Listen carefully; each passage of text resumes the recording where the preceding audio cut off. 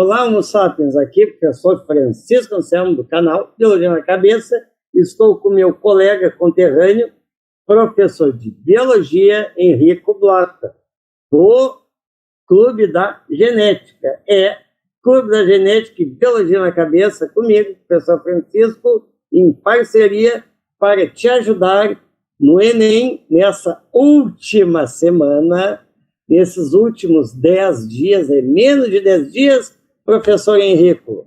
É isso aí, estamos chegando na hora, né? Na hora da prova, né, Francisco? Vamos ajudar essa gurizada aí. Bate medo, bate frio na barriga, aquele o que eu reviso. Exato. E aí tá eu e o meu queridíssimo, caríssimo colega, professor Henrico, aqui para vocês. Nós vimos da região sul, do extremo sul do Brasil, aqui em Porto Alegre, ele em Caxias, ele em Porto Alegre, para você. Aqui eu, meu canal, meu Insta e canal do meu querido amigo professor Henrico e o Insta dele, Clube da Genética. Tá? Vamos lá então.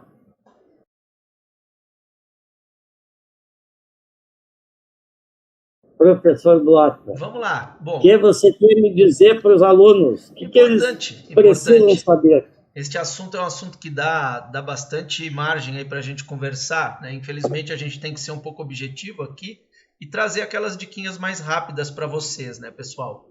Aqui que a gente tem ali as organelas, né? Lembrar que as organelas são divididas ali em vários tipos, né? Tem organelas que fazem fotossíntese, no caso aí o cloroplasto, aquelas também que não fazem, já estão envolvidas com a respiração celular, que é a mitocôndria.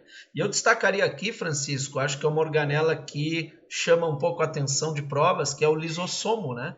Pela sua função importantíssima ali de digestão intracelular. Lembrar sobre essa função é bem importante e que ele está presente na célula animal, tá? E não na vegetal. De uma outra diferença também que é importante vocês lembrarem é da célula animal com a vegetal, né? Tipo, somente a vegetal vai ter o cloroplasto e a parede celular, por exemplo, né? Não dá para esquecer isso aí, né, Francisco? E outra grande, importante estrutura ali é o amigão Golgi, né?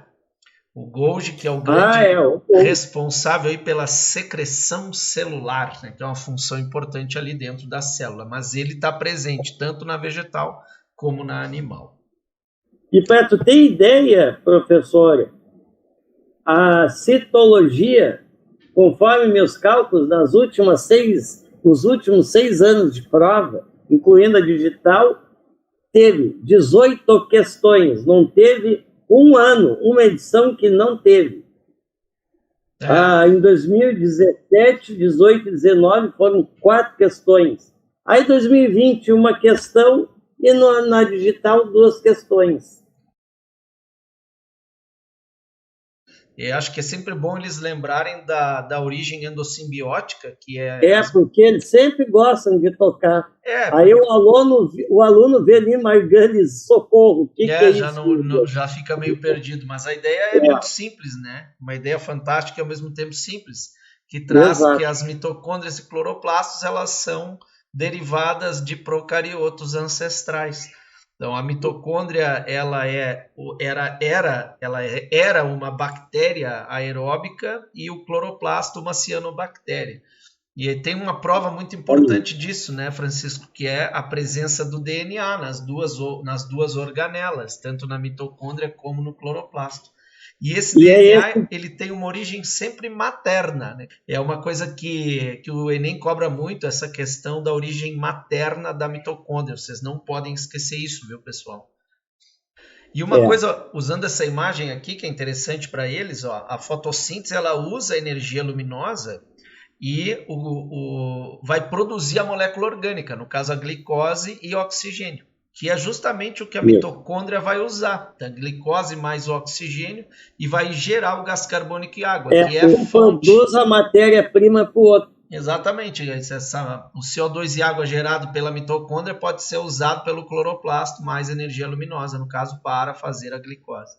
Então, na verdade, são duas organelas que se correlacionam muito, né, dentro da célula vegetal, no caso.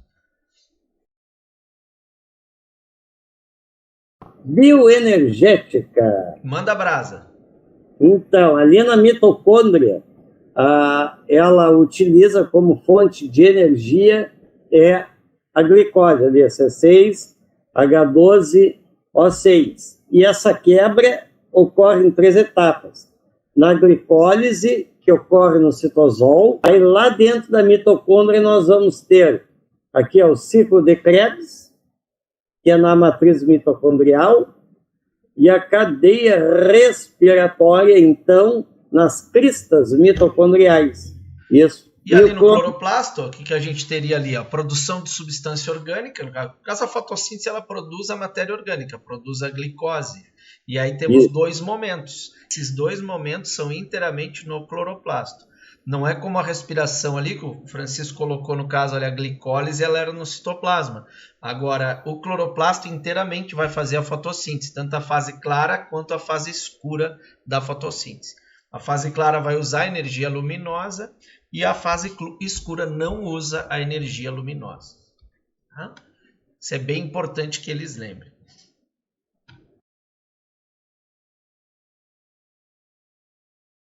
Se a questão começa falando de atleta com cãibra, cãibra, o que é? É uma fermentação lática no músculo, certo? Quando a gente vai fazer o bolo, uma receita de bolo, acontece o quê? Fermentação alcoólica. Esse CO2 aqui faz a massa do bolo crescer. Aí vocês devem estar pensando, gurizada, mas por que eu não sinto o gosto do álcool etílico?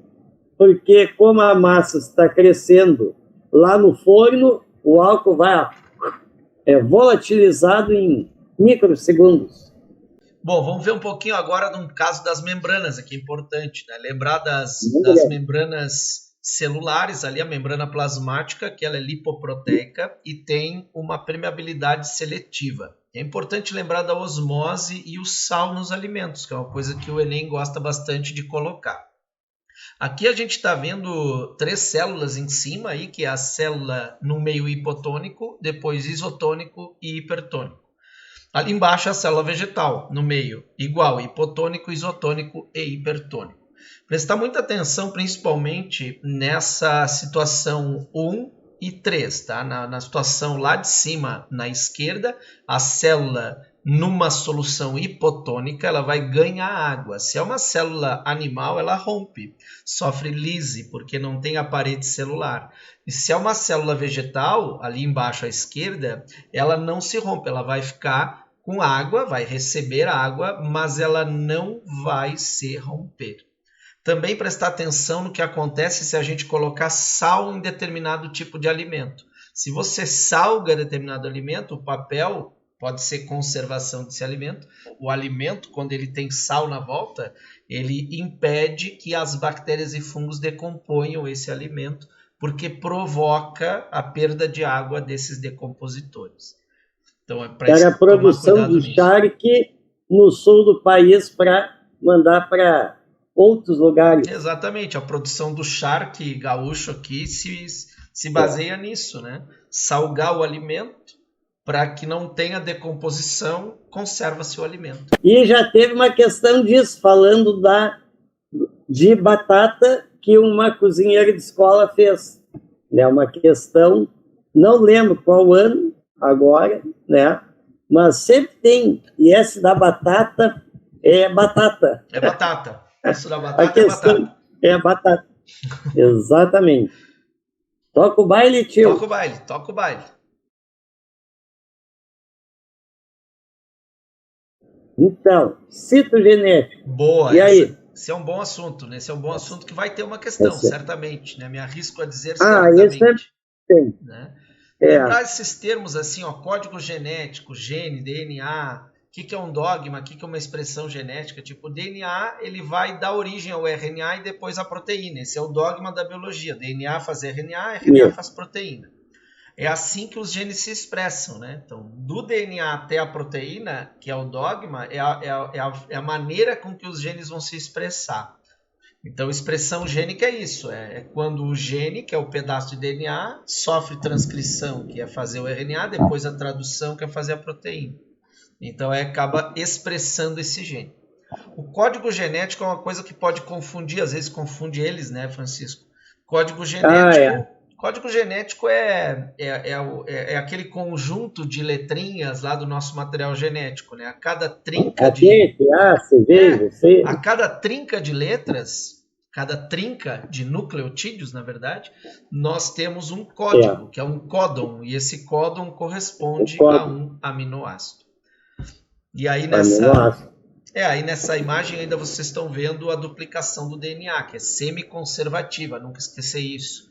Cada molécula mãe vai dar origem a 2 moléculas filhas que conservarão 50% da molécula original. Em verde a gente está vendo a ação da enzima DNA polimerase, que é uma enzima muito importante. Acho legal gravar o nome dessa enzima aí para a prova. Essa aqui que a gente estava conversando um pouquinho antes, daquela ideia da expressão genética.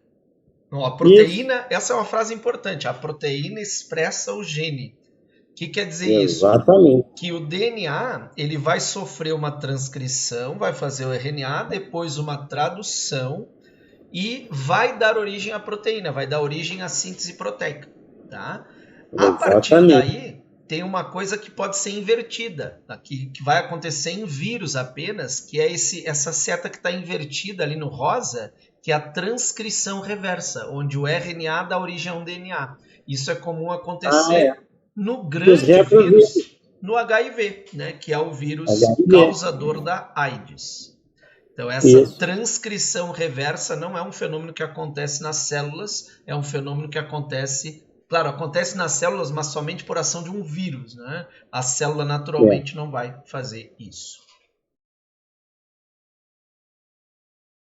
Bom, na biotecnologia é importante lembrar das enzimas de restrição, também se chamam endonucleases de restrição, são as enzimas que cortam o DNA em pontos específicos. E aí, o que a gente está chamando a atenção ali de vocês? As aplicações disso aí. Para que se usam as enzimas de restrição? Eu sempre destaco 3 pontos importantes. Enzima de restrição se usa para fazer os testes de DNA, de paternidade, de crimes, né? Também aqueles casos de transgenia e ainda clonagem. Clonagem de DNA é possível usar. Na próxima imagem ali, Francisco, tu pode passar ali para o pessoal, tem uma... Isso aí, ó, olha só. Tu tem ali a ideia do plasmídio. O plasmídio é um DNA extra das bactérias. O que a gente vai fazer? A gente vai pegar um gene externo, né, o gene exógeno, que é esse gene em azul, que foi recortado com uma enzima de restrição. Então, se corta esse DNA de interesse e se coloca esse DNA no plasmídio bacteriano. E esse plasmídio ele vai ser agora inserido dentro da bactéria. Olhem o que está acontecendo ali. A bactéria, quando ela faz a divisão binária, ela está clonando novos DNAs. Tipo, o gene da insulina é muito famoso em ser usado para essa técnica aí. Né? E isso a gente até pode chamar essa bactéria de transgênica, porque ela tem o DNA de uma outra espécie. Ou seja, se fosse o caso da insulina, ela tem o DNA humano da insulina e ela produz insulina. Tá? Isso é que se chama de DNA recombinante, que é o DNA da bactéria associado ao DNA humano. E até para os alunos reconhecerem uma questão de transgenia, que nem eu falei antes, ler bem, quando fala introdução do gene de um organismo X em Y, ou a transferência do material genético, é notar essas palavras. Transferência, introduziu e depois botou no outro ser, é transgenia na hora, não tem papo. Será que vai cair bioma, Francisco? Olha, sempre cai. Sempre tem uma questãozinha. Sempre tem um bioma. Eu acho que dá para a gente destacar aqui, claro, né? Não tem como a gente falar de todos os biomas, mas porque como a gente vai entrar em ecologia, de 2016 para cá, incluindo a prova digital do ano passado, foram 32 questões. Olha aí. 32. E 2016, 6 questões, em 2017, 14, para não ficar lendo, a 2020, a prova não digital, vamos dizer assim, teve 7 questões, e a digital 5 questões. Eu acho que assim, como teve muita queimada aí, né, Francisco, nos últimos anos, daria para destacar a importância do Cerrado, do Pantanal, né? Olhar que o Cerrado tem aquelas queimadas que são naturais e que são importantes até para o bioma, são controladores de populações, e tem características no Cerrado que também são comuns com a da Caatinga, que é aquele que a gente chama de xeromorfismo, que é as características que aquele ambiente vai ter, que é importante, como o Francisco falou, o clima e a vegetação. As próprias plantas têm raízes profundas. São adaptações para determinado tipo de ser vivo para um ambiente quente e seco. Tipo, plantas. Isso aí caiu já. Exato, as plantas podem ter pelos na volta das folhas, ou até mesmo caules grossos. Os cactos, no caso lá na Caatinga, tem as folhas modificadas em espinhos, não só na Caatinga, né? Qualquer cactus, né? Então é importante dar uma revisada. Como a gente não tem como falar de todos os biomas aqui, né? Mas, não deixem de ver características de todos os biomas. Temos tempo ainda, temos aí uma semana, né? Para eles darem uma estudada. Não precisa decorar bichinho nem plantinha. Não adianta ficar decorando. Zoologia, se cair, vai ser uma coisa tranquila, não é difícil. Não dá para decorar todo o reino animal agora, né? Então, o Cerrado é rico em alumínio. Isso aí tem que saber. Falou lá, lê o texto. Árvores tortuosas, passadas, e um solo ácido, rico em alumínio, bateu o Cerrado. Show de bola.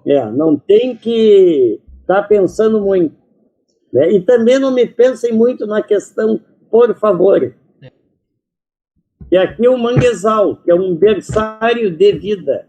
Aquelas raízes importantes, né, Francisco? Raízes pneumatóforos, né, que são aquelas raízes respiratórias. A raiz importante. E por que no manguezal tem raiz pneumatóforo? Né? Tem o solo pobre em oxigênio. Então acaba tendo plantas ali adaptadas a pegar esse oxigênio da atmosfera. É importante. Um solo lodoso. Solo lodoso. E aí essa situação que o Francisco colocou de ser um berçário, né? O Pantanal e o manguezal são 2 grandes berçários no Brasil, assim, né? Berçários de vida, berçários de animais migratórios, né? Berçário de muitos seres vivos. Então ali se desenvolve muita vida. Muitas aves migram para cá justamente para reproduzir, para ter seus filhotes. Aí tem muito caranguejo, um checkpoint ali, um checklist da. Ali é o point da galera migratória. O point. Vamos dar uma olhadinha agora nessa questão da biomagnificação e bioacumulação. O que é isso? Na bioacumulação é quando você tem determinada toxina, algum produto que alguma indústria libera, alguma coisa, até pode ser tipo mercúrio, e essa substância ela acumula nos tecidos de um organismo. Né? Então, a biomagnificação seria o acúmulo disso na cadeia alimentar, enquanto que a bioacumulação é no indivíduo, no tecido do indivíduo. Então, onde é que a gente vai encontrar? Onde é que a gente vai encontrar maior quantidade de mercúrio, por exemplo, numa cadeia alimentar? Francisco está já tocando lá em cima sempre, viu, pessoal? Consumidor terciário. Sempre tem lá em cima. Tem até uma questão que fala no Rio Amazonas, o boto cor-de-rosa está sofrendo por acumular muitos dejetos das populações, como mercúrio, como o professor Blota falou, e ele é o consumidor topo de cadeia. Exato. O consumidor pode ser o terciário, o quaternário, o que for. O que tiver no topo, vocês vão escolher. É interessante também fazer uma relação com a energia. A biomagnificação vai acumular mais no topo. E a energia é maior numa cadeia alimentar na base, né, Francisco? Então, só não confundir, né? Energia é maior na base, por causa do produtor da energia, no caso ali uma planta. E na biomagnificação, a substância bioacumulativa vai ser maior no topo. Tá? No topo. Toca a ficha. Isso aí. Vamos lá. Vamos lá. E aí? Ciclo nitrogênio Ótimo. sempre cai. Por isso que a gente escolheu o ciclo do nitrogênio. Importante. Esse é batata, gente. Sempre aparece. Importante. Ali embaixo, ó, Francisco, nós temos ali a transformação, né, da amônia em nitrito e depois do nitrito em nitrato. Né? Então, quando transforma amônia em nitrito e nitrito em nitratos, tem esse processo chamado nitrificação. Esse evento é muito importante. Isso aí você tem que prestar atenção. Exatamente. A nitrificação é a transformação da amônia até o nitrato. E vejam que esse nitrato ali, que está ali à direita, o NO3, ele vai gerar novamente o nitrogênio atmosférico, ou ele pode ser absorvido pela planta, ali na rota 5, que vocês estão vendo na imagem. Ou ele vai lá pela rota 4 e vai gerar o nitrogênio atmosférico lá para cima. Quem faz isso são as bactérias desnitrificantes. Não dá para esquecer também as fixadoras, ali na rota 1, né? As bactérias fixadoras do nitrogênio, que associam-se às leguminosas. Essas bactérias são muito importantes. Se chamam de Rhizobium, né? A bactéria que associa-se à raiz da leguminosa, e aí se consegue fazer, então, a incorporação do nitrogênio na planta. O fenômeno principal da eutrofização que o pessoal tem que lembrar é excesso de desenvolvimento aí das algas, mas vai ter também excesso de decomposição, consumo de oxigênio e mortandade. Não esqueçam nunca disso. A eutrofização, ela diminui a biodiversidade por causa da falta do oxigênio. Show de bola. Isso aí. Matrizes energéticas, se ocorre derramamento do petróleo, forma uma capa de óleo que impede o fitoplâncton de realizar fotossíntese. Também pode ocorrer de molhar as penas das aves marinhas, e isso aí dá um problema, porque o bicho vai se coçar e vai engolir, e ainda vai ter problema de saúde. Usina hidrelétrica, aparecem muitas questões, uma relacionada com a piracema de peixes, que é aquela migração dos peixes para a reprodução. E é o problema da usina hidrelétrica. Né? Então, ele vai barrar a migração dos peixes. Então, aqui um parque eólico, certo? Parques eólicos que se tem para obter energia. Mas tem um problema. Qual que é? É a rota migratória dos pássaros, em que os bichos vão lá, o que é isso? Pá, mata. Então, aqui temos uma usina nuclear. O problema da usina nuclear é seguir todos os protocolos rigidamente de segurança para evitar o que houve no Japão, que não houve essa alimentação de água aqui no reator, aí deu problema, certo? Aquele problema de Chernobyl foi falta de protocolos, os caras fizeram caca o tempo inteiro, e aqui não aguentou, explodiu radiação para tudo que é lado. E outro grande problema é o lixo atômico. E aí? Show. E agora a botânica. Ela tem poucas questões. Em 2020 não teve nenhuma, a digital do ano passado só 2. E depois as outras só foi uma questão. E na prisional também quase nada de botânica.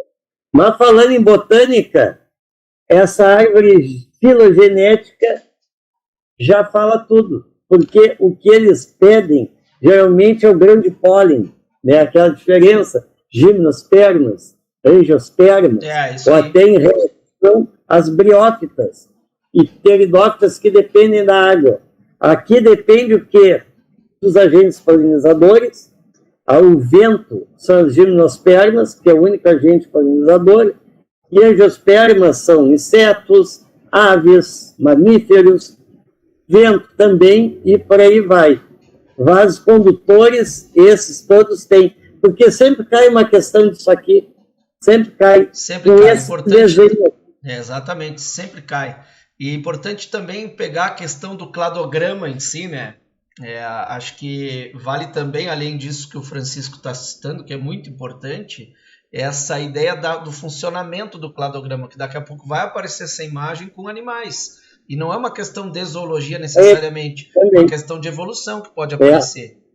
Então, sempre lembrar que você tem dois grupos, dois ramos ali que estão, por exemplo, Gímeno e Angiosperma. Sempre que você tem essa bifurcação, significa um ancestral comum. Naquele ponto da bifurcação é um nó, e esse nó indica o ancestral comum dos dois grupos. Sempre que se tem dois grupos que estão nessa bifurcação, resultante dessa bifurcação, eles são mais aparentados entre si e se chamam de grupo irmão ou grupos monofiléticos, né, que eles estão compartilhando um único ancestral.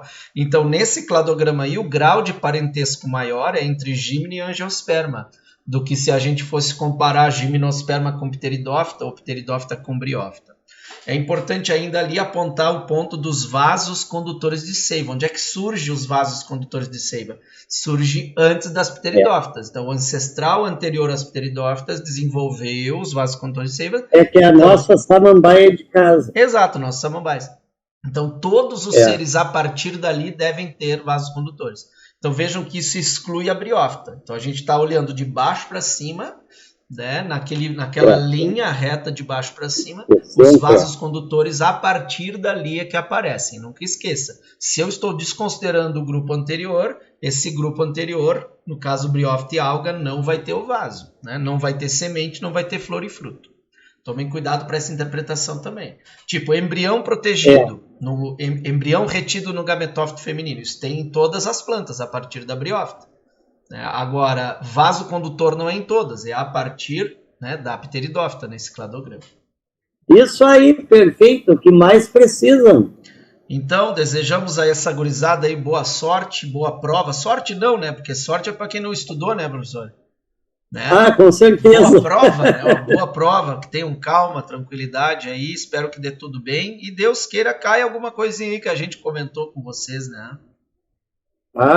Muita calma, muita fé, muita força, tá? Sorte para quem não estuda, e vocês têm que botar na cabecinha, sim, eu estudei, revejam, revisem e façam tudo que é questionários de prova das federais, qualquer uma, né? Então é importante praticar. Então tá, pessoal. Boa prova a todos aí. Grande abraço, professor. Obrigado pela parceria aí nessa aula. Foi um enorme prazer aí. Eu que agradeço, professor Henrico, sua participação aqui. Nossa parceria agora para todo sempre. Show de bola. Um abraço, pessoal. Tchau. Um abraço. Tchau, tchau.